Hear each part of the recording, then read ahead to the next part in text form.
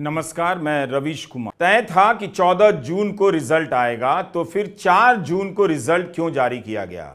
जिस दिन चुनाव के नतीजे आ रहे हैं उसी हंगामे में आप रिजल्ट जारी कर रहे हैं। क्या इसलिए कि किसी चीज पर लोगों का ध्यान ना जाए, इसका इंतजाम करना था? प्रेस के पास वक्त ना हो उसे रिपोर्ट करने के लिए, इसकी व्यवस्था करनी थी? 10 दिन पहले नतीजा जारी करने के पीछे क्या मकसद हो सकता है? जब एक बार कैलेंडर तय हो गया तो उस पर कायम रहना चाहिए था। अपने स्पष्टीकरण में एनटीए परीक्षा के 30 दिन के भीतर रिजल्ट घोषित करने को अपनी उपलब्धि बता रहा है और कह रहा है कि सब निर्धारित प्रक्रियाओं के अनुसार हुआ है। उसका दावा है कि पूरी प्रक्रिया में पारदर्शिता बरती गई, लेकिन तय शेड्यूल से 10 दिन पहले रिजल्ट जारी करने पर कोई सफाई नहीं। नीट 720 अंकों का होता है। कई छात्रों ने कहा कि 717, 718, 719 नंबर आ ही नहीं सकते हैं, क्योंकि जब आप एक सवाल का जवाब गलत करते हैं तो आपके 5 नंबर कट जाते हैं। तो इस हिसाब से 717 की जगह 715 आने चाहिए, 718 या 719 नहीं। ऐसा क्यों हुआ है, इसे लेकर भी लोग सवाल कर रहे हैं। दूसरा बड़ा सवाल है ग्रेस मार्क दिए जाने का। एनटीए ने कहा है कि 1500 से अधिक छात्रों को ग्रेस मार्क दिए गए हैं क्योंकि इन्हें प्रश्न पत्र देरी से मिला। यह ग्रेस मार्क किस फॉर्मूले के तहत इन छात्रों को दिया गया, यह साफ नहीं। अगर किसी भी सेंटर पर प्रश्न पत्र देरी से मिला है तो छात्रों को उतना समय ज्यादा दे देना चाहिए। उस सेंटर पर तो सुरक्षा रहती है, छात्र बाहर भी नहीं जा सकते और बाहर से उनका संपर्क नहीं हो सकता। तो फिर देरी होने पर ग्रेस मार्क का रास्ता क्यों चुना गया? फिर यह कैसे भरोसा किया जाए कि 1500 से अधिक छात्रों को ही ग्रेस मार्क दिया गया? छात्र यह भी सवाल कर रहे हैं, क्योंकि छात्रों के माता पिता का कहना है कि अगर इतनी ही संख्या होती तो रैंकिंग में इस बार इतना फर्क नहीं आता। जिस नंबर पर पिछले साल छात्र को 17,000 रैंकिंग आई, इस बार 50,000 रैंकिंग चली गई है, ऐसा एक अभिभावक ने बताया। रैंकिंग नीचे जाती है, लेकिन कहा जा रहा है कि इतना नीचे नहीं जाती, यह प्रत्याशित है। एक सवाल 4 नंबर का है और सवाल गलत करने पर 1 नंबर की नेगेटिव मार्किंग है, यानी एक सवाल गलत होने पर आपके 5 नंबर कम होते हैं। यह दलील दी जाती है कि अगर आपने एक सवाल गलत कर दिया है तो 720 में 715 नंबर आएंगे। इसके जवाब में एनटीए का कहना है कि पंजाब हरियाणा हाईकोर्ट में कुछ छात्र चले गए कि उन्हें देर से प्रश्न पत्र मिला। एनटीए ने सीसीटीवी फुटेज चेक किया और पता चला कि उम्मीदवार की गलती नहीं थी। फिर उन्हें ग्रेस मार्क दिए गए, जिससे 718 आया और 719 आया। लेकिन यह तो बहुत विचित्र दलील है। भले सुप्रीम कोर्ट ने 2018 में ग्रेस नंबर देने के लिए कहा था, मगर इसका तो कोई फॉर्मूला होना चाहिए। सवाल यह भी है कि क्या पंजाब और हरियाणा में ही प्रश्न पत्र मिलने में देरी हुई? एनटीए को बताना चाहिए कि कितने राज्यों के सेंटर पर देरी से प्रश्न पत्र मिला। ग्रेस मार्क वाले छात्रों की संख्या क्या है? क्या एनटीए ने इस तरह का फॉर्मूला पहले भी बनाया था? और बनाया था तो नीट 24 के ब्रोशर में क्यों नहीं दिया गया? अचानक से सुप्रीम कोर्ट के आदेश का बहाना बनाकर आप ग्रेस मार्क नहीं दे सकते। ग्रेस मार्क देने का फॉर्मूला तो पहले से तय होना चाहिए, क्योंकि आपको मालूम है कि प्रश्न पत्र मिलने में देरी हो सकती है। इन्हीं सब कारणों से छात्रों को शक हो रहा है कि घोटाला तो नहीं है, और वो इस देश में घोटाले की उम्मीद या आशंका क्यों ना करें? कहां करेंगे फिर? जहां किसी को भी घर से उठाकर फर्जी मामले में जेल में डाल दिया जाता है, कई साल तक जमानत नहीं मिलती। ये दावा किस रिकॉर्ड के दम पर किया जाता है सरकार की तरफ से कि हम जो भी कह रहे हैं आप उसी पर विश्वास कीजिए? तो जो छात्र कह रहे हैं उनके सवालों के जवाब इस तरह से दिए जाने चाहिए ताकि वे विश्वास करें। शिक्षा और परीक्षा के विषय पर लिखने वाले माहेश्वर पेरी ने ट्विटर पर लिखा है कि कुछ कोचिंग संस्थाओं ने दावा किया है कि उनके यहाँ 21 टॉपर हैं तो किसी के यहाँ 27 टॉपर हैं। किसी भी कोचिंग संस्थान के टॉपर में हरियाणा के विवादित केंद्र के 6 टॉपर शामिल नहीं हैं। एक सेंटर से 6 लोगों के टॉप करने से भी आशंका पैदा हो रही है। ये कौन है? कहीं कुछ गड़बड़ तो नहीं हुआ? मेरा यहां सवाल है कि क्या कोचिंग सेंटर के टॉपर की लिस्ट पर भरोसा कर लिया जाए? उससे तुलना की जा रही है, वो सही है क्या? कोचिंग सेंटर तो न जाने किसे अपना टॉपर बना दें। फिर भी अगर एक सेंटर से 6 लोग टॉप कर रहे हैं तो देखा जाना चाहिए। इस सवाल में दम लगता है। कितने और सेंटर से इतनी बड़ी संख्या में लोग टॉप कर रहे हैं? यह भी ठीक है कि हरियाणा के सेंटर के इन 6 टॉपर को लेकर किसी कोचिंग संस्थान ने दावा नहीं किया है। हरियाणा के सेंटर के 8 छात्रों में से 7 अभ्यर्थी का केवल पहला नाम दिया गया है। महेश्वर पेरी लिखते हैं और कहते हैं कि नाम के साथ लगने वाला परिवार का टाइटल नहीं है। करियर 360 के महेश्वर पेरी लिखते हैं कि 67 टॉपर का दावा किया जा रहा है। एम्स दिल्ली में 56 सीटें हैं। पहली बार होगा जब पूरे भारत में टॉप करने वाले सभी छात्रों को एम्स नहीं मिलेगा। 11 छात्रों को इस बार एम्स में एडमिशन नहीं मिलेगा। एक सवाल यह भी उठ रहा है कि ऐसा कभी नहीं हुआ कि एक ही नंबर पर 67 छात्र आ जाएं। पहले कभी नहीं हुआ। 2021 में 720 में 720 लाने वाले 3 छात्र थे। 2022 में किसी को भी 720 में से 720 नहीं आया, 715 आया। वह भी 4 छात्रों को मिला। 2023 में केवल 2 छात्रों को 720 में 720 मिला। 2024 में 67 छात्रों को 720 में 720 आया है। लोग कहते हैं कि रैंक 1 2 लोग होगा, 4 लाख होगा। इस बार नीट के एग्जाम में जब आप उसके रिजल्ट को देखेंगे, 67 लोग जो है वो जो है फर्स्ट रैंकर हैं और उसमें से 720 नंबर मिला है, मतलब 100% मार्क्स मिला है। जब इस सवाल को उठाया गया तो एनटीए के डायरेक्टर ने कहा कि ग्रेस दे करके जो है इनको हम फुल मार्क्स दे दिए हैं।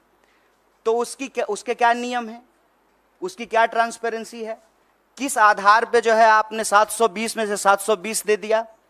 और इस देश की सबसे प्रतिष्ठित जो मेडिकल इंस्टीट्यूट है एम्स, वहां पर 50, 60, 65 लोगों को एडमिशन होता है। अब आप ये समझ लीजिए कि जिनका रैंक 1 है, जिनको 100 में से 100 मार्क्स आया है, उनका भी एडमिशन एम्स में नहीं होगा। तो पूरी तरह से इन्होंने इस देश के एग्जामिनेशन सिस्टम को मजाक बना दिया है।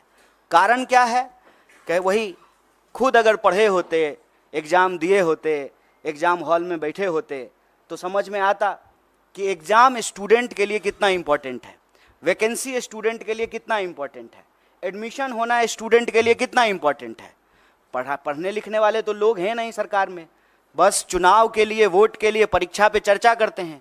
खुद तो परीक्षा दिए नहीं है।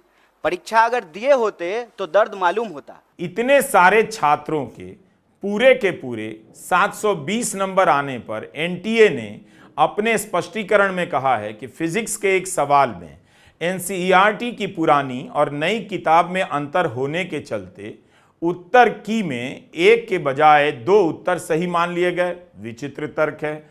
जिन 67 छात्रों को 720 नंबर मिले हैं उनमें से 44 छात्र ऐसे ही हैं जिन्हें इस फिजिक्स के सवाल के उत्तर में सुधार के चलते अतिरिक्त नंबर दिए गए और टॉपर 67 में से 6 छात्र ऐसे भी हैं जिन्हें समय की बर्बादी के बदले ग्रेस मार्क दिए गए। महेश्वर पेरी का कहना है कि 2023 में जिसे 700 नंबर आया उसका रैंक 294 था, लेकिन इस बार 1770 हो गया। 650 नंबर जिसे आया था उसे 6803 रैंक मिला, लेकिन 24 में इतने ही नंबर पर रैंक मिला 21724। एक साल में इतना अंतर आना असंभव है। पहली बार ऐसा हुआ है जब नीट का कट ऑफ इतना ऊपर चला गया। एनटीए का कहना है कि इस बार प्रश्न आसान आए और छात्रों का प्रदर्शन बेहतर हुआ। ये कहीं से ठोस जवाब नहीं लगता। कांग्रेस महासचिव प्रियंका गांधी और पार्टी प्रवक्ता सुप्रिया श्रीनेत ने भी इस मसले पर विस्तार से ट्वीट किया है। लिखा है कि 5 मई को नीट 2024 की परीक्षा हुई जिसका परिणाम 14 जून को आना था, लेकिन यह परिणाम 10 दिन पहले ही निकाल दिए गए, जिस दिन लोकसभा चुनाव के नतीजे आ रहे थे। परीक्षा करने वाली एजेंसी एनटीए के ऊपर सवाल उठ रहे हैं। इम्तहान के ठीक 24 दिन पहले 9 और 10 अप्रैल को एप्लीकेशन विंडो खोला गया। अब सवाल है कि ऐसा क्यों किया गया? कितने बच्चों ने तब फॉर्म भरा? उनमें से कितने कौन से सेंटर के थे? उनमें से कितनों का चयन हुआ? उनके रोल नंबर सार्वजनिक करने की मांग उठा रही हूं, सुप्रिया लिखती हैं। पहले नीट पेपर लीक की खबर, अब रिजल्ट में गड़बड़ी से देश के लाखों युवाओं का भविष्य बर्बाद हो रहा है। सरकार से जवाब चाहिए। एक ही सेंटर पर एक ही रो में बैठे हुए 12 लोग टॉप कर गए हैं और 100 में 100। हम किसी की योग्यता पे सवाल नहीं उठा रहे हैं, लेकिन जो एनटीए है उसकी योग्यता पे जरूर सवाल उठा रहे हैं, सरकार की मंशा पे सवाल उठा रहे हैं और सीधा सीधा ये मांग कर रहे हैं कि आप देश के बच्चों के भविष्य से खेलना बंद कीजिए, युवाओं के भविष्य से खेलना बंद कीजिए, समय पर एग्जाम कराइए, धांधली को रोकने के लिए, पेपर लीक को रोकने के लिए कड़ा कानून बनाइए और अभी जो नीट का मामला है उसकी जो है पुनर्समीक्षा कीजिए। जो लोग भी कंप्लेन कर रहे हैं उसका रिड्रेसल कीजिए और सुप्रीम कोर्ट ने, हमारे अध्यक्ष जी ने डिमांड किया है, सुप्रीम कोर्ट की निगरानी में इसकी जांच कराइए और जांच में ये गड़बड़ी, ये आरोप सही पाए जाते हैं तो आप एग्जाम को रिकंडक्ट कराइए और ये चालाकी करना बंद कीजिए कि जिस दिन जो है लोकसभा इलेक्शन का रिजल्ट आ रहा है उसी दिन नीट का रिजल्ट निकाल देते हैं। और यह जो धांधली की गई है, गड़बड़ी की गई है, बच्चों के भविष्य के साथ जो खिलवाड़ किया है, ये चालाकी नहीं चलेगी। परीक्षा पर चर्चा का राजनीतिक और इलेक्टोरल पॉलिटिकल स्टंट हम लोग देख चुके हैं। सभी 67 टॉपर छात्रों के बराबर अंक आए हैं। अब उनमें से एडमिशन में रैंकिंग तय करने के लिए एप्लीकेशन नंबर के हिसाब से चुना जाएगा। ध्यान से सुनिए, मान लीजिए अगर एम्स में भर्ती के लिए सीट से अधिक टॉपर पहुंचे तो जिसके एप्लीकेशन का नंबर बड़ा होगा उसे नहीं लिया जाएगा। ये कमाल है ना, ये तो फालतू बात हुई। एप्लीकेशन नंबर देखकर आप एम्स में एडमिशन देंगे और जिसका एप्लीकेशन नंबर बड़ा होगा उसका नहीं होगा। इससे बकवास बात क्या हो सकती है? क्या धर्म के नशे में जनता ने यह भी देखने की बुद्धि खो दी है? तब तो इस देश में मेडिकल टेस्ट बंद कर मंदिर प्रवेश का ही टेस्ट होना चाहिए, उसी में सब खुश भी रहेंगे। एक इम्तहान इस देश में ढंग से आयोजित नहीं हो पा रहा है, तमाशा बनाकर रख दिया गया है। अब उनके माँ बाप, छात्रों के माँ बाप पत्रकार खोज रहे हैं जो मंदिर कर रहे थे, उनसे उम्मीद कर रहे हैं कि मेडिकल की परीक्षा के बारे में रिपोर्ट करेंगे। कह रहे हैं कि सारे पत्रकार चुनावी आंकड़े बताने में लगे हैं, सरकार बनाने में लगे हैं। तो आपको पता नहीं था, आप माता पिता को, कि दुनिया भर में इससे थर्ड क्लास मीडिया किसी और देश में नहीं है, केवल आपके देश में है। अभी तक आप जब ये गोदी मीडिया देख रहे थे तो क्या आपको समझ नहीं आ रहा था कि एक दिन आपकी भी जान मुश्किल में फंसने वाली है? जब आप 10 साल से थर्ड क्लास मीडिया झेल रहे हैं, बालू का लड्डू खा रहे हैं, तो फिर ये एंगल है कि मीडिया कवर नहीं कर रहा है। कहां से आ रहा है? वो कब कवर करता है? कब आपने उसे कवर करते देखा है? जब किसानों को यही मीडिया आतंकवादी बता रहा था तब तो आप आगे नहीं आए। जब पत्रकार निकाले जा रहे थे तब तो आपने नहीं कहा। जब 80 इंटरव्यू में एक सवाल प्रधानमंत्री से अग्निवीर पर नहीं पूछा गया, प्रधानमंत्री से इलेक्टोरल बॉन्ड के फ्रॉड पर विस्तार से नहीं पूछा गया, तब तो आपने नहीं कहा कि ये क्या मीडिया है, ऐसा मीडिया हमें नहीं चाहिए। अब जब बच्चों का भविष्य दांव पर है तो एक झटके में वो मीडिया कहां से मीडिया हो जाएगा? तो ये एक अलग मसला है कि भारत का गोदी मीडिया लोकतंत्र की हत्या करने में व्यस्त है और करोड़ों लोग ड्राइंग रूम में बैठकर गोदी एंकरों को देखते हैं। उसमें तो सुधार नहीं आएगा, क्योंकि शपथ होते ही गोदी मीडिया पहले से कहीं ज़्यादा आवारा होने वाला है। और पता नहीं हम लोगों के YouTube चैनल को बंद करने की कौन सी तरकीब निकाल ली जाए, तब तो आप नहीं आएंगे सड़क पर कि ऐसा नहीं होना चाहिए। फिर भी छात्रों को मैं ये मानता हूं कि एक विश्वसनीय, भरोसेमंद, ईमानदार परीक्षा व्यवस्था मिलनी चाहिए। 10 साल से कह रहा हूं, यह देश अगर फुल प्रूफ परीक्षा व्यवस्था नहीं दे सकता तो फिर किस बात का विकसित भारत और विश्व गुरु भारत बनाने का आप दावा करते हैं? नमस्कार, मैं रवीश कुमार।